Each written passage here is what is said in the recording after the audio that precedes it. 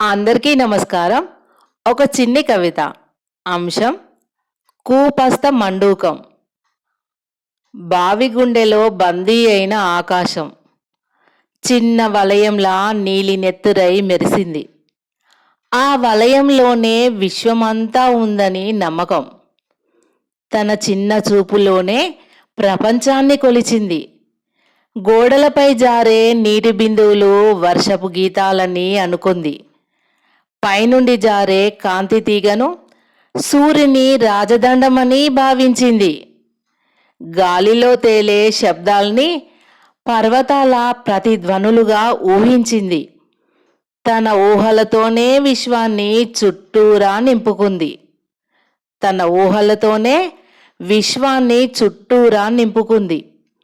తన భావి పరిమితిలోనే సమస్తం దాగి ఉందని విశ్వసించింది.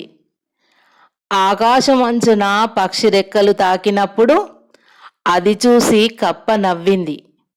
ఇదేనా నీ ప్రపంచమని అడిగింది తన చిన్న గుండెలో దాగిన గొప్ప గర్వంతో. కానీ ఒక చినుకే నిజం చెబుతుంది కదా. బావి బయట ఉన్న సముద్రాల గురించి, అలలు పాడే విశాల గీతాల గురించి. గోడల్ని దాటి చూసే చూపే ప్రపంచాన్ని విస్తరింపజేస్తుంది. ఆ చినుకే లేకపోతే మనము బావిలో బంధించిన కూపస్థ మండూకాలమే.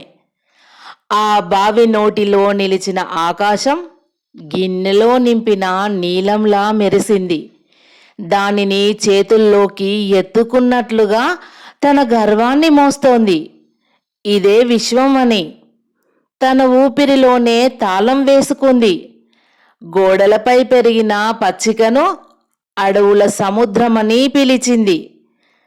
నీటి అలికిడిలో తేలే నీడను కాలాల మార్పుగా అర్థం చేసుకుంది. తన చుట్టూ తిరిగే ప్రతిధ్వనిని జనాల గోలగా ఊహించింది. కానీ ఒకరోజు గాలి కొత్త వాసన తెచ్చింది. తెలియని దూరాల గాథలు విప్పి చెప్పింది. అప్పుడే ఆ కప్ప గుండెల్లో ఒక చిన్న చీలిక పుట్టింది. నా ప్రపంచమంతా ఇదేనా? ప్రశ్న మొదటిసారి మొలిచింది.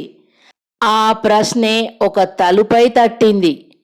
బయట ప్రపంచానికి దారి చూపింది. బావి అంచున నిలిచిన ఆ కప్ప ఒక్కసారి పైకి చూసింది. అక్కడ అపారమైన ఆకాశం చేతులు చాపి ఉంది. ఆ క్షణం అది కేవలం కప్ప కాదు, ప్రశ్నలతో పెరిగే మనిషి అయ్యింది.